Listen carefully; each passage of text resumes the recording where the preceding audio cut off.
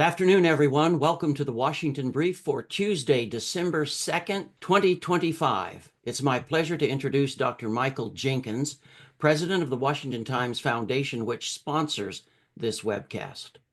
Dr. Jenkins is also president of the Washington Times Holdings, the LLC that owns the Times News organization.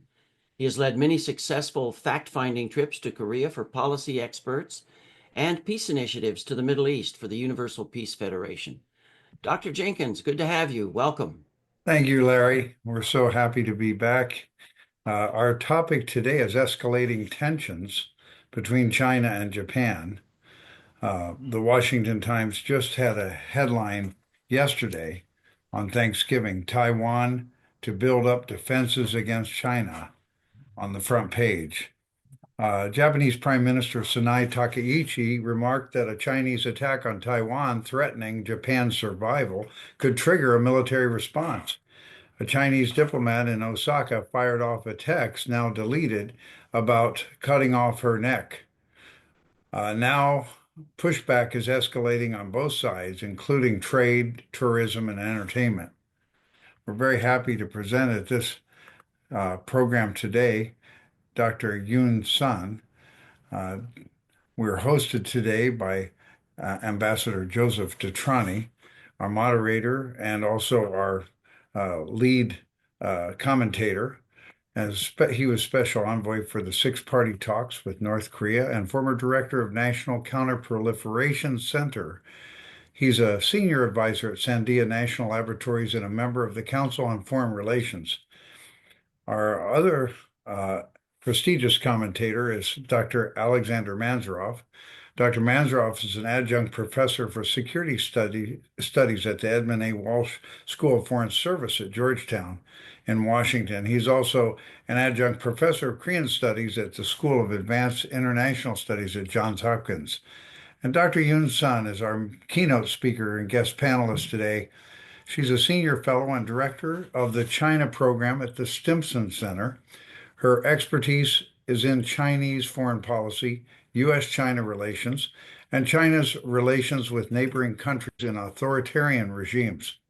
From 2011 to 2014, she was a visiting fellow at the Brookings Institution, jointly appointed by the Foreign Policy Program and the Global Development Program, where she focused on Chinese national security, decision-making processes, and China-Africa relations. From 2008 to 2011, Dr. Yoon Sun was the China analyst for the International Crisis Group, ICG, based in Beijing, specializing in China's foreign policy towards conflict countries and the developing world. Prior to the ICG, she worked on U.S.-Asia relations in Washington, D.C. for 5 years. Dr. Yoon Sun earned her PhD degree from Johns Hopkins University. So I'd like to turn this over to Ambassador Joseph DeTrani. Welcome, Joe. Thank you, Michael. Thank you for the introduction. Let me just start this session today, expressing our deep condolences for the attack against the two National Guardsmen last week. In Washington, D.C., how tragic that was. We will not be talking about that, but our condolences to the families. This is a horrific event.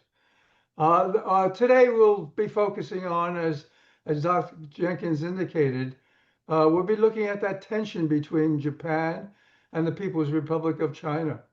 And the tension, as we all know, generated from the initial comments from the Japanese Prime Minister, the new Prime Minister Sanae Takaichi, that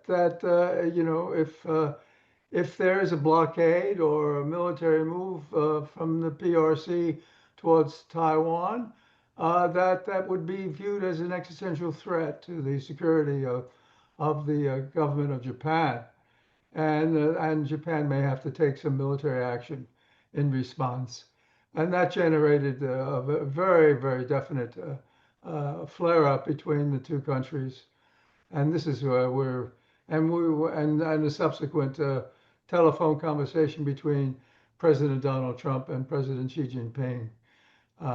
And with President Donald Trump then going back to the Prime Minister in Japan and indicating that maybe we should tone this down and try to approach this in a more diplomatic fashion. So this is the major discussion today. A lot on the table. The 28-point peace plan to end the war in Ukraine, the tragic war in Ukraine, going into its fourth year with significant casualties on both sides. This is hopefully we'll see movement on that. But there are so many issues we should be getting into. But today we're going to focus on China, Japan, and the tension between both these countries. So with that, I'd like to introduce Dr. Yun Sun. I can't think of someone who knows China and the region better than Dr. Yun Sun. She really is an expert, and we're very fortunate to have her today. Dr. Yun. Thank you, Ambassador. I'm really honored to be on this panel, and thank you for the opportunity. And thank you, Dr. Jenkins, for the invitation to be here. So I thought for my opening remarks, I'll just lay a few groundwork here for the discussion that will follow. Basically, to unpack what has happened so far and how both sides, both China and Japan, have already backed themselves into a corner, and also unpack why China has taken such a forward-leaning and aggressive stance, almost unprecedented in the recent history of the Chinese diplomacy towards Japan this time around, and maybe a little discussion as for how we can explore a way out of this current stalemate. So, Japanese Prime Minister Takaichi's November 7th comment made during a parliamentary inquiry. The question was if there is an attack on Taiwan by China, what would be the Japanese response to it? And her response basically said that, well, this attack on Taiwan could be deemed as a situation threatening Japan's survival. And the comment has triggered a series of escalating diplomatic, political, economic, and military reactions from China. The legal term, a situation threatening Japan's survival, would allow Japan to deploy self-defense forces, constituting a de facto military intervention in a Taiwan contingency. So the actions that have taken by both governments since then have backed themselves into a corner. The question is how they can get out of it. Strictly speaking, Prime Minister Takaichi's comment does not violate a shared understanding in Japanese policy community that Japan's military involvement in a Taiwan contingency is inevitable, because China's naval blockade of Taiwan will inevitably disrupt Japan's ceiling of communication, and U.S.-Japan security alliance and the unavoidable usage of U.S. military bases in Japan in the event of a U.S. military intervention will solicit Chinese attacks or even preemptive strikes of Japanese territory, therefore posing a direct threat to Japan's national security and also the safety of Japanese nationals. So in this sense, Japan is entangled in the Taiwan situation, period. However, despite being a common shared understanding, this tacit understanding has not been translated into a public official position. Japanese politicians have attempted to maintain strategic ambiguity on the issue, citing the potential cause of the Taiwan contingency as a key criterion that will determine Japan's response, including military ones. Part of the reason is that there's no need to poke China in the eye. Japan only needs to do what it needs to do when the decision is required, and there's no need to state it in advance publicly. In this sense, Takaichi's comment was not seen as terribly necessary from a Taiwan contingency perspective. Whether she says it or not, Japan is entangled and involved. But China's rapid escalation and harsh responses are also out of ordinary. Other than diplomatic protests and public shaming, in the economic domain, we have seen China suspending seafood import from Japan, advised against tourism by Chinese nationals in Japan. They have suspended 12 airline routes between China and Japan, and China has also circulated potential measures, including rare earths export control on Japan. China has been carrying out 3 rounds of military exercises and training in the Bohai Sea and Yellow Sea, and has gone all out at multilateral institutions, including the United Nations, to accuse Japan of violating international law and the post-war world order. This term was particularly referenced in the readout from the presidential phone call earlier this week. So the aggressiveness and forwardness of the Chinese pushback is unprecedented. China has rejected Takaichi's explanation made earlier this week, and the explanation included a statement that Japan is not in a position to recognize Taiwan's legal status because Japan has already renounced all rights and claims under the Treaty of San Francisco. It is obvious that Beijing will use this opportunity to try to settle the issue of Japan's involvement in a Taiwan contingency. But for Japan, now the genie is out of the bottle.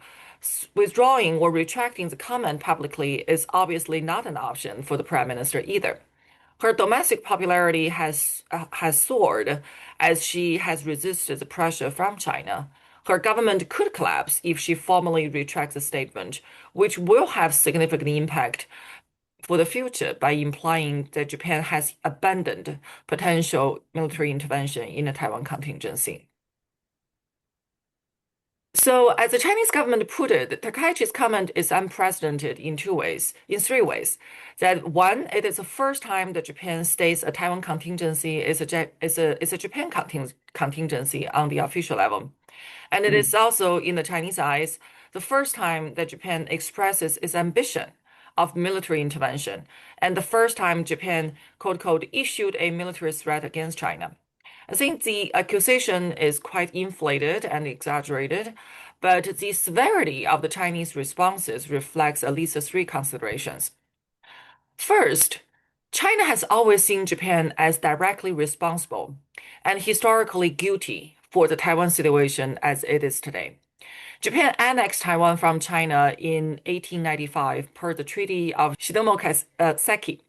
Its colonization of Taiwan only ended formally in 1951 per the Treaty of San Francisco, as Japan gave up all claims and rights associated with Taiwan. And the note here is that China rejects the Treaty of San Francisco because it was not a participating party, and because the stipulation leaves open the question of Taiwan's legal status in the treaty. But China's rejection of the treaty also creates vulnerability in its own position. So does China recognize that Japan has already given up all its rights and claims associated with Taiwan if China rejects the treaty once and for all? For the longest time, I think China has also had its own wishful thinking on Japan-Taiwan relations based on in the Chinese view, Japan's guilty verdict on Taiwan. Beijing has had this unilateral belief that Japan's understanding and respect of PRC position on Taiwan being a part of PRC territory in the diplomatic normalization equates to a Japanese acceptance of PRC's claim. But in reality, the two are not the same. China would like to cite the Cairo Declaration and Potsdam Declaration to establish China's legal claim over Taiwan, but Cairo Declaration clearly stipulates that the returning of Taiwan was to the Republic of China, not to the People's Republic of China. In fact, when Cairo Declaration was made, People's Republic of China was not even in existence. So while PRC wants to argue that it has succeeded and replaced Republic of China, it cannot explain why Republic of China is still in existence on Taiwan Island, and China still advocates for 92 consensus, which literally translates as one China, two interpretations. So one China, both PRC and ROC are practically in existence at the same time. Second, in Beijing's view, if China does not push back Takaichi's comment, the future question on Japan's role in a Taiwan contingency will no longer be whether Japan will play a role, but how Japan will play the role. The new narrative will change the course of policy and change the course of discussion, and potentially introduce a new normal of U.S. allies' collective response to Taiwan contingency. So not just by Japan, but also by U.S. allies, including Australia, Canada, and also U.S. NATO allies. For China, such a trend must be nipped in its bud. Third, Takaichi's comment happened at a distinct juncture when, in the Chinese view, U.S. commitment to the defense of Taiwan is faltering. Consequently, China sees its unification campaign has been gaining ground in Taiwan because the Taiwanese public maybe they have realized Taiwan can no longer count on U.S. commitment.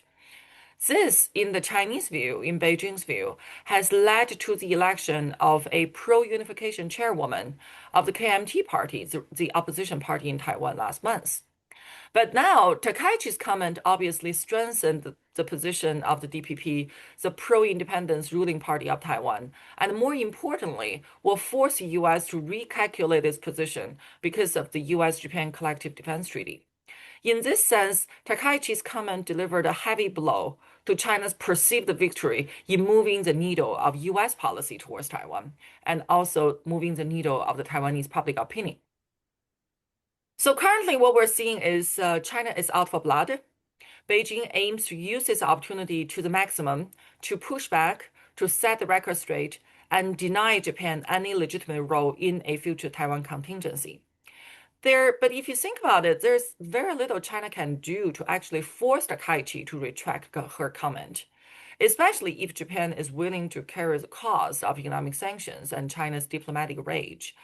The similar example here was China's reaction to South Korea's deployment of THAAD system back in 2016. So despite the deterioration of bilateral relations between China and South Korea at that time and China's severe economic sanctions on the country, Beijing could not force South Korea to change its decision in the end, and things eventually moved on. At some point, U.S. could play the role of pacifying China while leaving Japan's integrity intact. But China's relationship with Japan is unlikely to improve in the foreseeable future as long as Prime Minister Takaichi remains to be in office. So this is my opening remarks. Thank you very much for having me here again. I look forward to the comments and to the discussion. Thank you. Yes, thank you, Dr. Yun-Sun. Wow, fascinating, but also in-depth. I think your comments just spoke about the complexity of this issue, and you talked about the Cairo Declaration and the Republic of China, and then the establishment of the People's Republic of China, and how those pieces come together, and also the dynamics within Taiwan itself, with the and now with the ascendance of the DPP. But also the elections, the recent elections in Taiwan, where KMT member was elected. So yeah, these are very, very important issues. They're very complex in many ways, and I think our discussion will touch on some of these issues. So let's start the discussion with Dr. Mansourov. Could you start it, please? Okay. Thank you, Ambassador, and Dr. Yun. Welcome to our program. Thank you so very much for your terrific opening remarks, which laid a very solid foundation for our discussion. Now, I'm thinking about some of the issues you raised when you suggested that we're seeing much more robust, if not aggressive, approach to this issue by both Beijing and Tokyo. And so thinking about the causes of the current tensions, I'd like us to go back to the initial remarks made by Japan's Prime Minister, which kind of ignited the current round of escalation. And I'm just curious, I mean, whether it was a personal mistake on your part due to some inexperience at that level of, leadership as some people suggested, maybe you know, she now regrets what she said. Although again, we haven't heard any statements from the Japanese Foreign Ministry retreating from that position. And if it's not a personal mistake, was it a calculated move? I mean, a calculated provocation, as some said. Then the question is, of course, on whose part? On the part of the Japanese government, or on the part of you know, some other forces? You might comment on that. And if not that, if it was not a calculated move, then is it a reflection of growing kind of misalignment of core national interests between the two countries? You know, if I'm in Beijing, again, I'm not a Chinese leader, but if I see, you know, the recent moves by the Japanese government to revise 3 basic national security documents, kind of reinterpreting Japan's role in the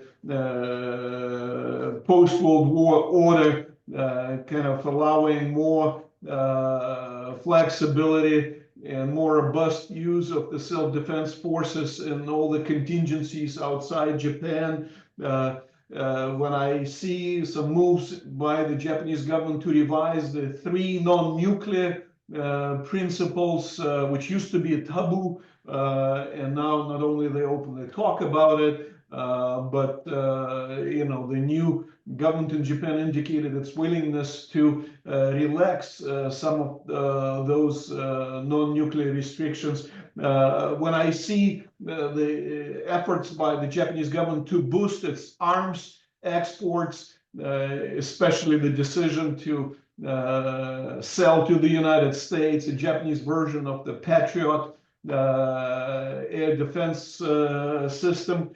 And of course, the recent reports about Japan's deployment of medium-range cruise missiles, 110 kilometers of Taiwan on an island of Yonaguni. Again, if I'm in Beijing, that is something which is worrisome.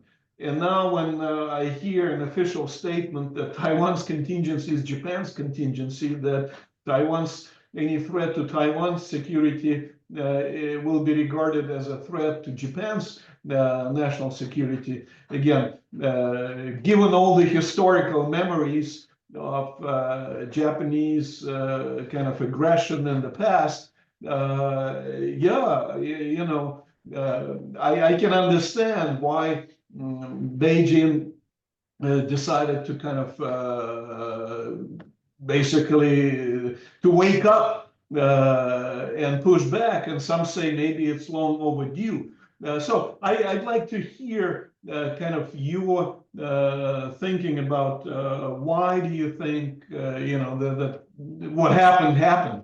On the one hand, on the other hand, the second question would be about the possible, you know, effects, how far all that can go, this current confrontation. You mentioned the San Francisco Peace Treaty and kind of raised the question whether it's a mistake or not for China to basically not recognize its significance, because that's an international document agreement where Japan actually renounced its rights and claims to Taiwan. But if you hear what the Chinese Foreign Ministry is saying, they're talking about the UN Charter, actually. And for the first time in decades, they referred to the so-called enemy clauses in the UN Charter, namely Article 53, Article 77, and Article 107, which allow the victors, the winning powers in the Second World War, to take action, military action, without UN Security Council resolution, to bring to order or rein in the enemy states, so-called enemy states, if they deem that the actions of the enemy states begin to threaten regional and global security. And of course, under the UN Charter, Japan was regarded as the enemy state together with Germany. And so my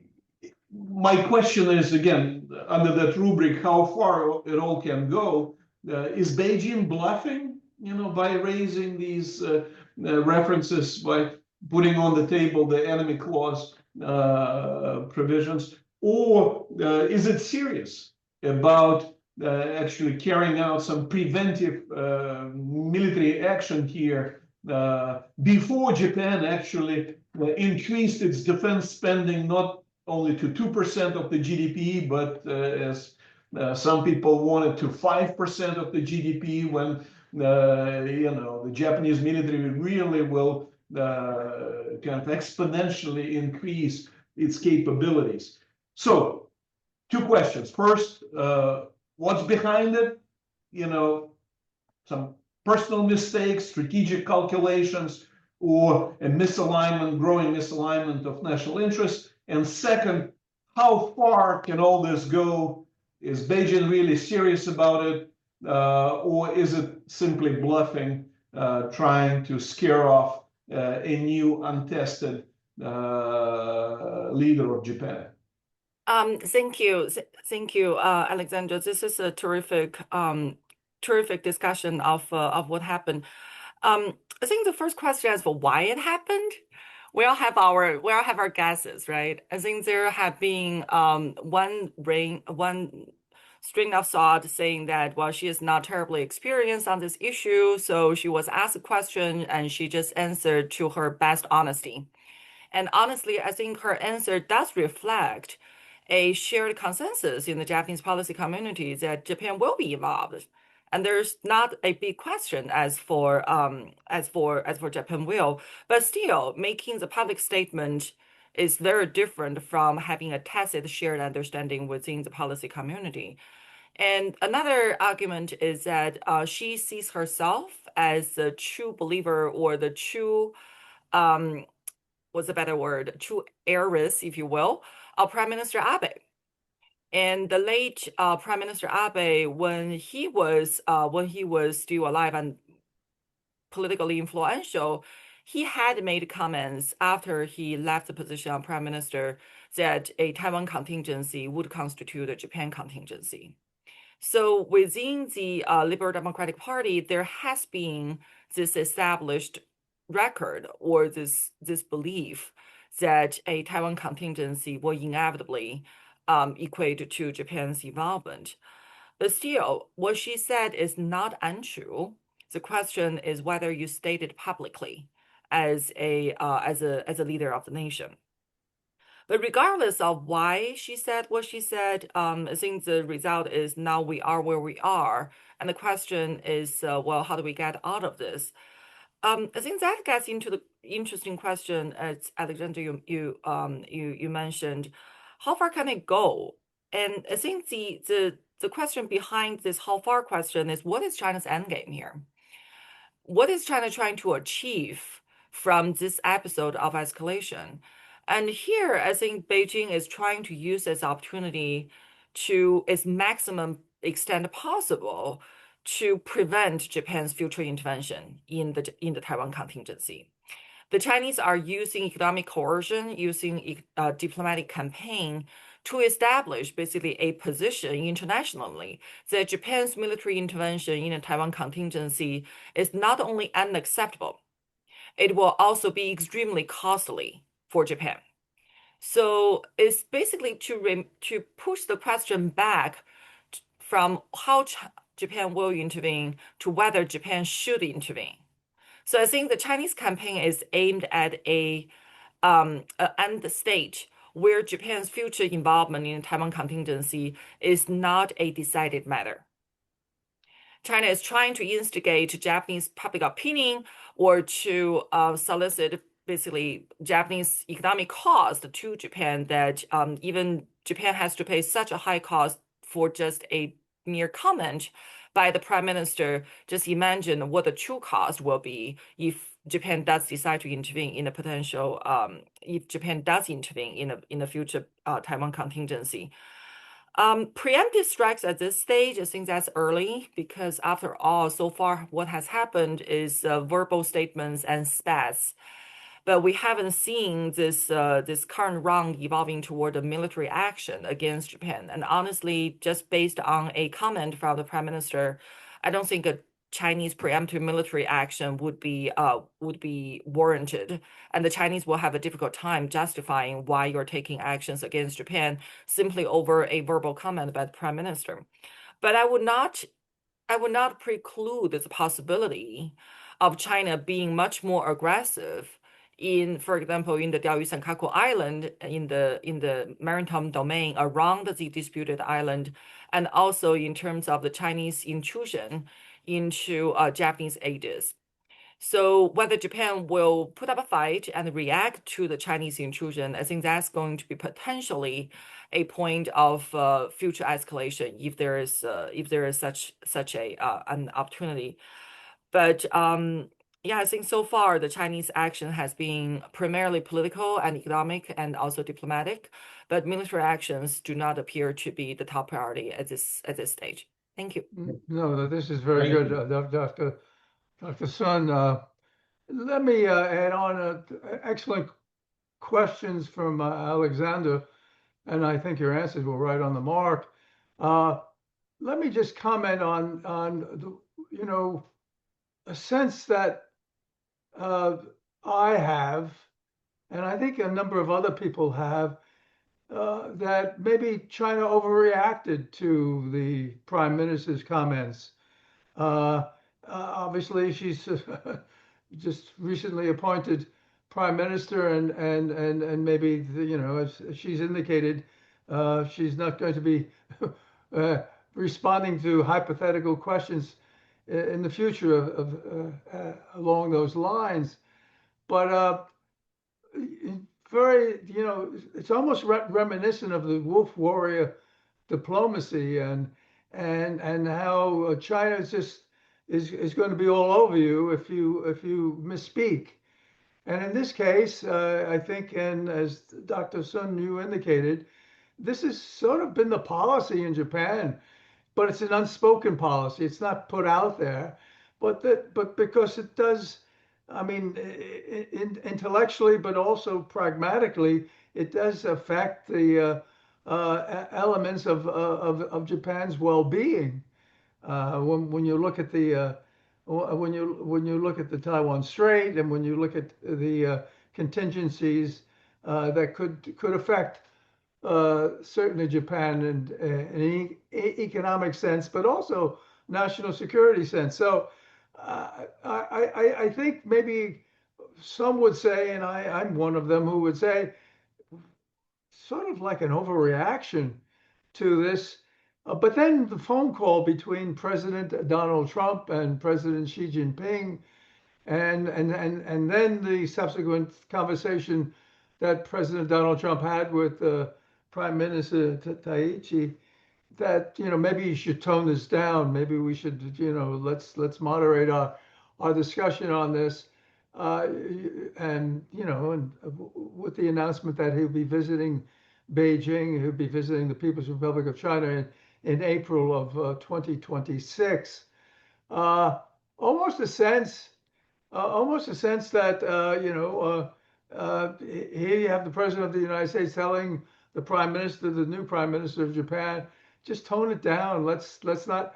Although we've seen significant rhetoric, but also actions from China in regards, as you said, Dr. Sun, to tourism, but also economic moves on the part of China. So I guess my question is this the return to, in your sense, that return to a wolf warrior diplomacy, that China is just going to be, overly, and when I look at it, when I look at the China and its relationship with the Russian Federation, and now with the Democratic People's Republic of Korea, the DPRK, you're talking about three nuclear powers coming together in a very significant way. And you could put Iran into this equation, but certainly those three, that's pretty powerful an alignment of those nuclear weapon states. And telling this to Japan and certainly South Korea is hearing this, and indeed Taiwan is sitting there hearing all this, non-nuclear weapon states. So I guess what I'm saying here is, Dr. Sun, what is your sense? Why is China? Is this? And I think my personal view is this is a core issue, and China's made it very clear it's a core issue, and it speaks to the survival of the Chinese Communist Party. Let's be frank about it. In my view, I don't think any leader in the People's Republic of China who walks away from ensuring that Taiwan is not part of China, and with the option of peacefully resolving it, but even with the possibility of a military move. And we see the exercises around Taiwan. So I could understand the element of a core issue and how important it is and everything, but quiet diplomacy, what's happened to quiet diplomacy? What's happening to sending messages back and forth? And now with phone calls between the President of the United States and the President of the People's Republic of China, and then a phone call to the new Prime Minister Takaichi in Japan, sort of saying tone it down a bit. Obviously, the U.S.-China relationship is so important. There's no question about that. But certainly, our credibility is also very important for the United States. Are we sort of I don't want to use the word complicit in this, but having a conversation with President Xi Jinping and then going back to the Prime Minister Takaichi and saying tone it down a bit, was that a little too much? And why do you think China has reacted the way they have? And what's happened to quiet diplomacy and this wolf warrior diplomacy? Is that back? And where are we going with this, in your sense, Dr. Sun? Thank you, Ambassador. Those are really terrific questions. Those are the million-dollar questions. I think it really points to the core of the issue here. That why did China do what it did? First, coming to the presidential phone call between President Trump and President Xi, just based on the Chinese readout alone, the Chinese reference to post-war world order seems very clear that China was keen on talking about Japan. Because in the Chinese view, Japan as a defeated party in World War II does not have certain rights. So for China to talk to President Trump about post-war world order, the message is very clear that this phone call is about Japan. It is about Taiwan, but it's more about what Japan has commented in terms of Taiwan. And I know the Wall Street Journal has reported that following that phone call, President Trump has called Prime Minister Takaichi and told her not to provoke China. But we have also seen that Japanese official response to that report by Wall Street Journal is that they deny that such a request actually happened. But the thing is also very clear that President Trump does not intend to get into a war with China. He sees himself as a peacemaker. He sees the improvement of relationship with China as a priority so far for his foreign strategy. And that does say a lot. And I think that contributes to how China has interpreted the situation with Takaichi's comment, because in the Chinese view, for the longest time, the reason that China could not achieve unification is the United States. It's not Taiwanese public opinion. It's not international law. It's not Japan. It's the U.S. attitude. It's the U.S. position. So now with President Trump, the Chinese feel that they are finally seeing the end of the tunnel. They're seeing the dawn is coming, that maybe unification is going to happen, because now we have a US president who has not even talked about Taiwan and what is US policy towards Taiwan publicly since he assumed office in January, so almost for a whole year. And the fact that US, there are different interpretations, but we know that Taiwanese President Lai Ching-te was not able to have a transit through the United States this summer. Right. And we also know for a fact that US has also suspended or canceled $400 million of military assistance to Taiwan. So when you put all these elements together, I think the Chinese are walking away with a message that US support for Taiwan is faltering. And maybe US will not adopt a complete opposing attitude if China pushes forward with unification. Whether they are misunderstanding or misinterpreting the situation, that is a different question. But at least based on what has happened so far, that is the Chinese interpretation, that they're seeing the end of the tunnel. So at this particular point, which is why I talked about this particular historical juncture, when Japan came out to equate Taiwan contingency to a Japan contingency and promise Japan's potential intervention, I think it delivered an unexpected blow to China's almost euphoria with what has happened to US policy towards Taiwan. That the Chinese felt, we're finally going to get our way. We're seeing the end of this. And who are you, Japan, to come out and tell us that we can't? And you, Japan, is in the Chinese view, you are responsible for where we are on Taiwan at the first place. Had you not annexed Taiwan back in 1895, we wouldn't have this problem to begin with. So I think there is a historical agony, an emotional grievance, and also an element of surprise that all contributed to the Chinese. I would agree that the Chinese escalation has been very fast. It's unprecedented. Just the way that they have developed their policy response almost in a coordinated way from multiple domains, economic, military, political, and diplomatic. I think the Chinese escalated very, very quickly and put themselves into a corner. And from the very beginning of this escalation, the Chinese practically eliminated the possibility of quiet diplomacy because comment was made publicly. So the Chinese felt that they also needed to react publicly in order to push the genie back to the bottle, which is impossible given the Japanese domestic politics.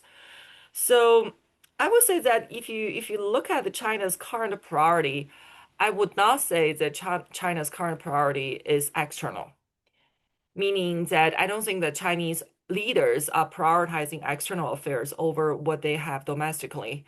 I think if you look at China's economic slowdown, look at how President Xi Jinping is no longer participating in a number of the multilateral fora that he used to participate in. I think it's a very clear indicator that China's top priority is, at the moment, is domestic. And we also have to question whether the Chinese military, the PLA, has the ability to launch a military campaign against either Taiwan or Japan, given the recent massive purge of its leadership structure. So I would say that had this comment not happened, I think the Chinese probably would prefer to muddle through on its relationship with Japan. If you think about it, at the APEC summit, Xi Jinping actually had a meeting with Takaichi. If the Chinese decided that the relationship was going to go bad and Japan was not going to try to build a positive relationship with China, Xi Jinping would not have had that meeting with Takaichi, right? So I think a lot of this has an element of surprise for China. Thank you. No, that's excellent, Dr. Sun. I couldn't agree with you more. I think your analysis is right on the mark on that. Alexander, let me go back to you, and then I would like to continue my personal discussion. Also, have a few questions with Dr. Sun. So over to you, Alexander. Okay, thank you, Ambassador. Excellent discussion. I'm really enjoying it. Now, Ambassador, you raised a question about China's possible overreaction. And so I'd like to make a comment and then ask a question. comment. In the beginning, I kind of put not the blame, but lion's share of responsibility on Japan's actions for what's going on. At least in my question, I alluded to that predisposition of mine. But now I'd like to turn the tables around. And basically, I would say that I don't see it as China's overreaction. Why not?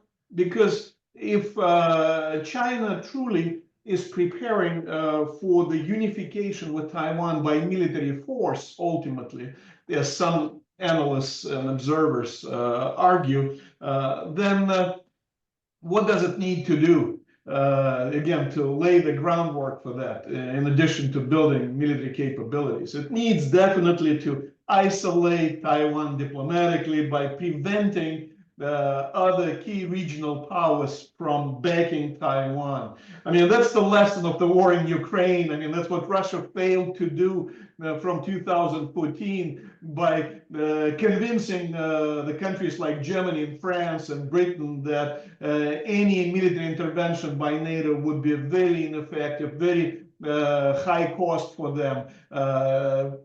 President Putin failed to do it, and so now they're reaping, the results of that failed diplomatic preventive actions. Now, the Chinese learned from that, and I would argue, if indeed they're serious about military option, then they need to, on the diplomatic front, to make sure that Japan will get it. That if they intervene, as Yun Sun said, it will be hugely costly, and it will not gain Japan anything other than a lot of pain. And so in that sense, it may not be an overreaction, but it may be kind of long-term thinking ahead, to teach Japan a lesson now, so that when the D-Day comes, Japan will think 1,000 times before sending troops or intervening militarily. So that's my observation.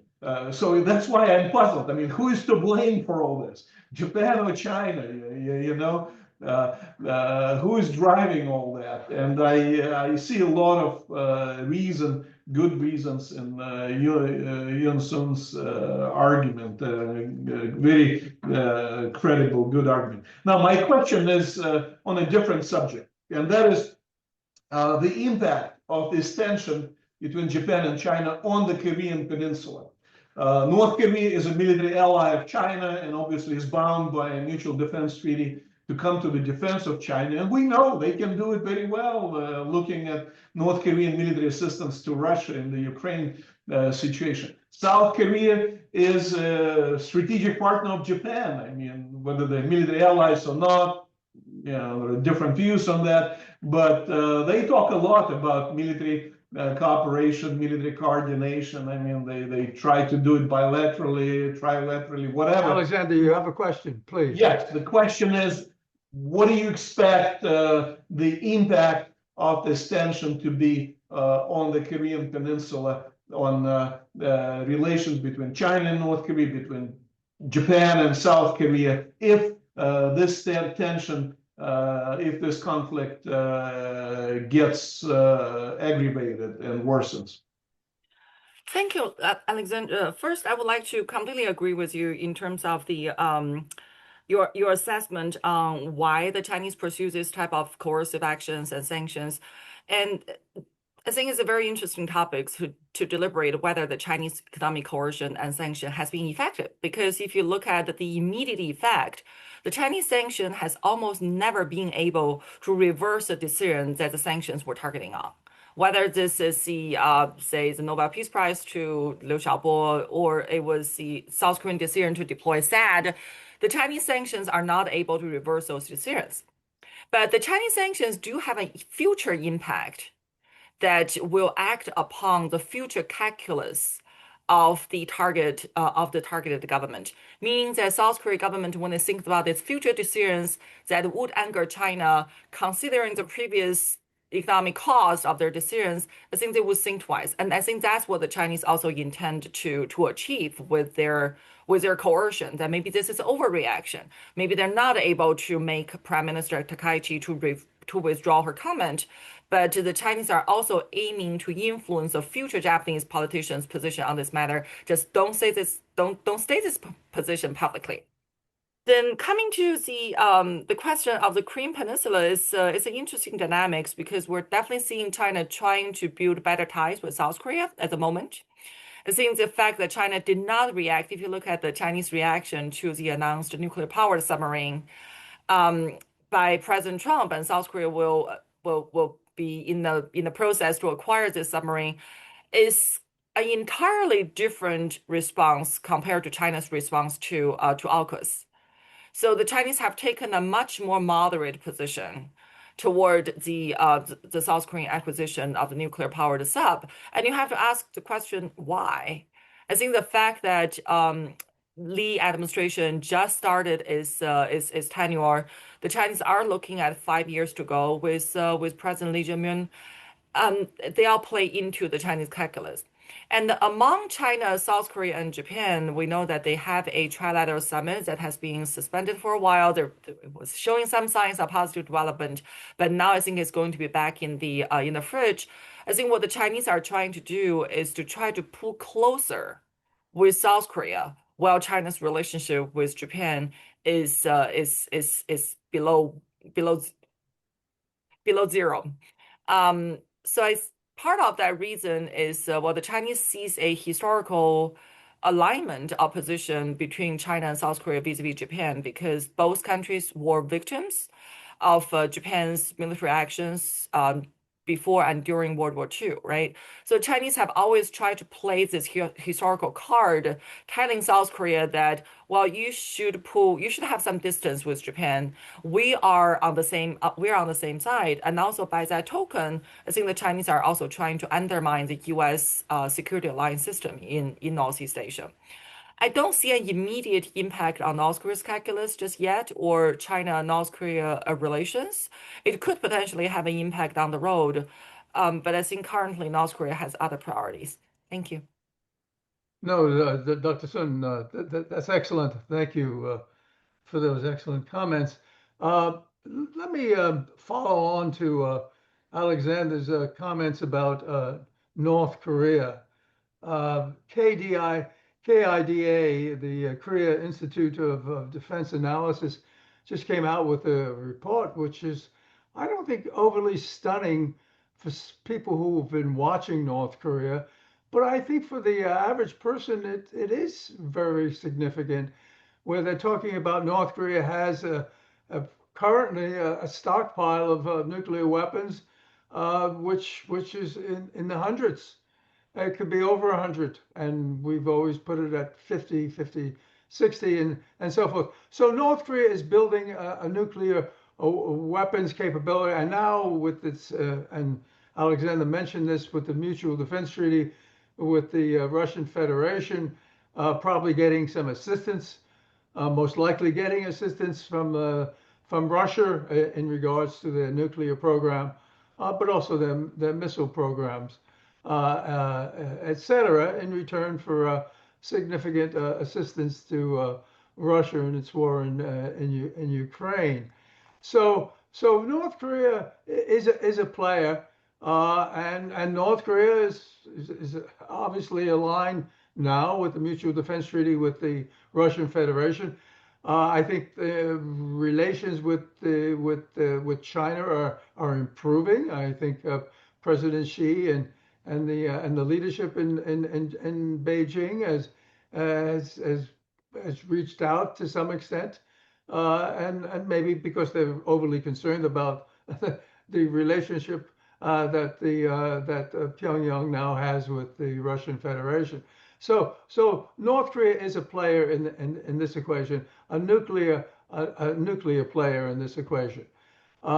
It's understandable that South Korea, with the Washington Declaration and the U.S. commitment on nuclear capabilities, with the nuclear umbrella, is significant. I mean, I now credibility for the U.S. credibility is everything. Because unless that nuclear umbrella, unless that extended nuclear deterrence commitment is meaningful and is credible, there's no question that South Korea and eventually Japan will seek their own nuclear weapons capabilities and so forth. So you got North Korea into this equation. You have a very aligned relationship with China and now a mutual defense treaty with the Russian Federation. So that's all very significant on that side of the equation. I think with the Lee Jae-myung government, the U.S. has been very clear. We're allies. We are committed. You just mentioned, Dr. Sun, the nuclear submarine and the technology that will go with that. In addition to AUKUS, and China has not been very open about criticizing any of that or questioning that as they did with AUKUS to a great extent. So that's interesting because you see that dynamic and the realization that South Korea needs something in that regard. But when you look at all these pieces and you look at what's happening with Taiwan and with China's attempted intimidation. And I would say that because of the military exercises and the fights and the medium line that's been crossed so many times. But the U.S. does have a Taiwan Relations Act, 1979. It's on the books. It's very explicit in saying a peaceful resolution to resolving the issues with Taiwan. That has to be very much in the fore. And I think President Donald Trump obviously understands all of the above. Now, his predecessor, President Biden, was very outspoken in talking about militarily defending Taiwan in that regard. And as you said, Dr. Sun, very correctly so, for the past almost a year, not much discussion on Taiwan. Although we did have some sales of military weaponry, defensive military weaponry that finally has gone to Taiwan in that regard, about over $300 million worth of that weaponry and so forth. So I guess my question is this. With the Taiwan Relations Act, with the U.S. credibility in the region, and we see the other side of the equation, and with Russia, with China, with the DPRK, North Korea, and that alignment, and so forth. Credibility is a lot.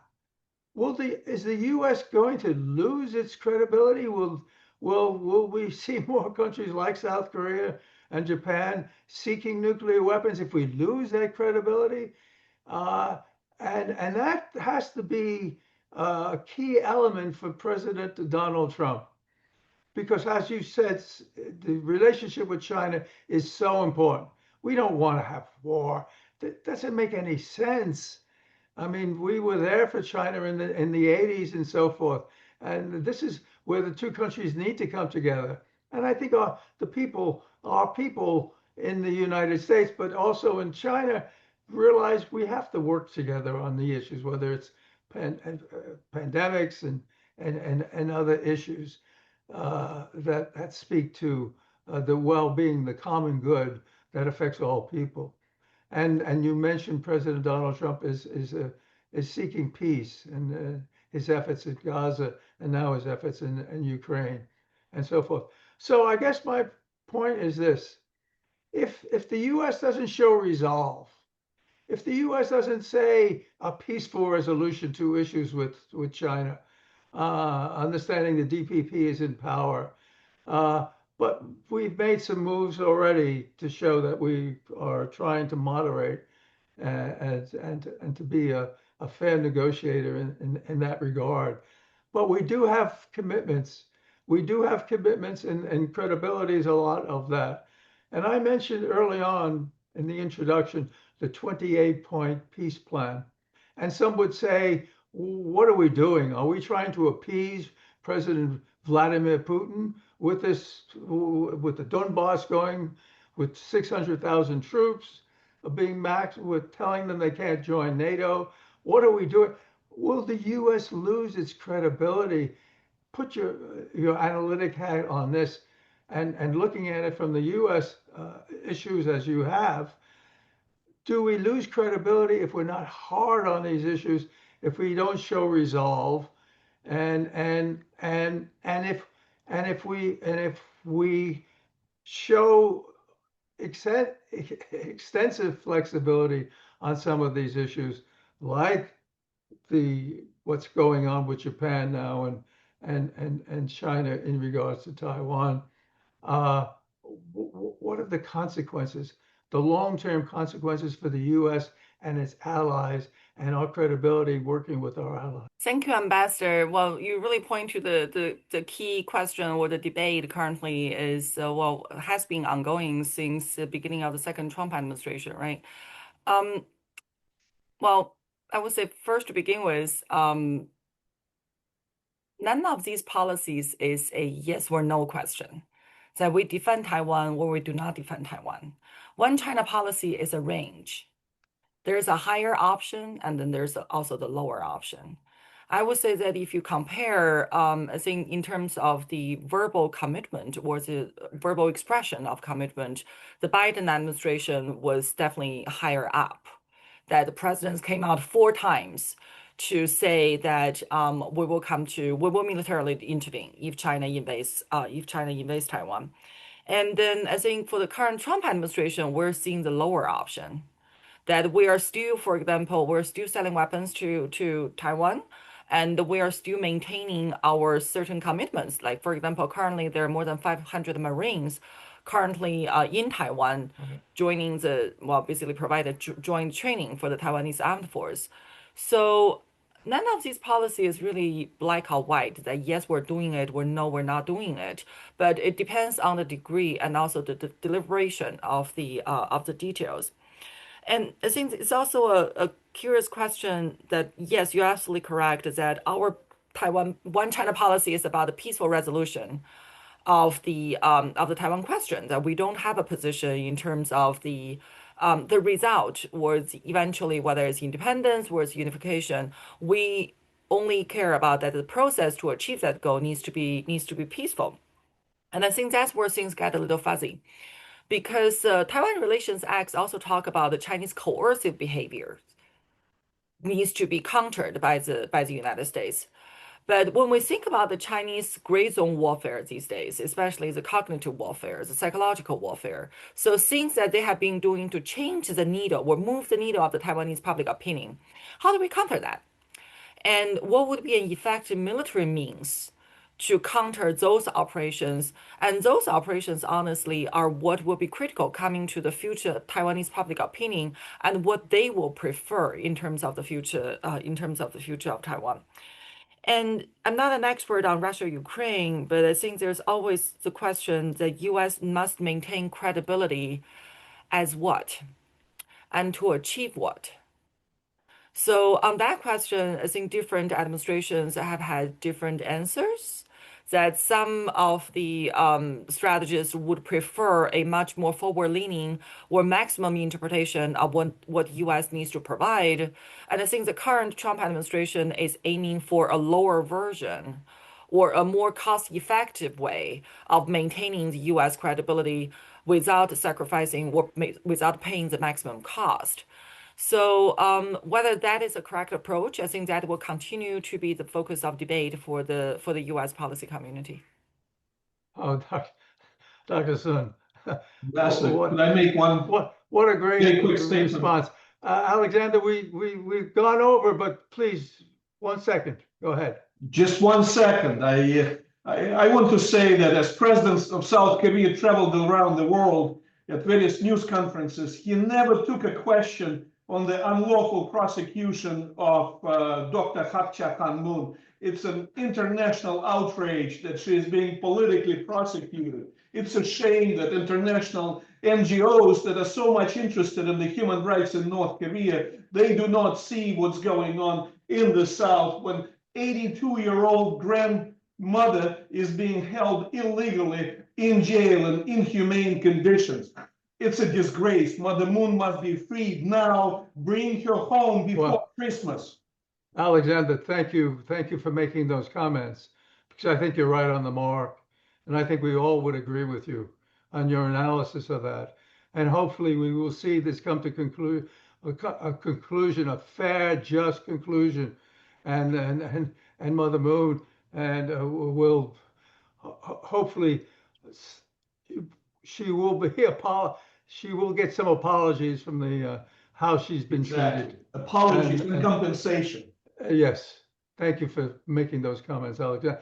Dr. Sun, I can't say enough about your analysis and the work you're doing on China, but U.S.-China relations, China and its role in East Asia, but beyond East Asia. I think your analysis, and I totally recommend to any of our listeners, just read what you write. You're right on the mark, and the Stimson Center is very fortunate, and we're all fortunate to have you as a key analyst on looking at the U.S.-China relations and so forth. Dr. Sun, thank you for joining us today. I think we all learned a lot. This is an ongoing discussion, and we hope you join us again in the future as we continue to discuss these issues. So over to you, Dr. Jenkins, and thank you for permitting us to have these very interesting discussions. Thank you so much, Ambassador. And Dr. Yoon Sun, we are very, very intrigued and also very encouraged by your remarks. It brought clarity to so much of this urgent matter, very important matter. Thank you, Dr. Mansourov, always for your insights. We are really happy that the Washington Times itself covers the Washington Brief, and I know that I want to thank Chris Dolan, the president there, as well as Guy Taylor, the international security team leader. And he really will be delighted with this program also. So I thank you to our audience, which is not only in America, but very strong in Asia. And we really want to continue to bring the best experts on the issue of security and peace, particularly in Northeast Asia. And we thank you all and have a wonderful week. Thank you. Thank you. Thank you. Take care. Thank you. This webcast is pre-recorded.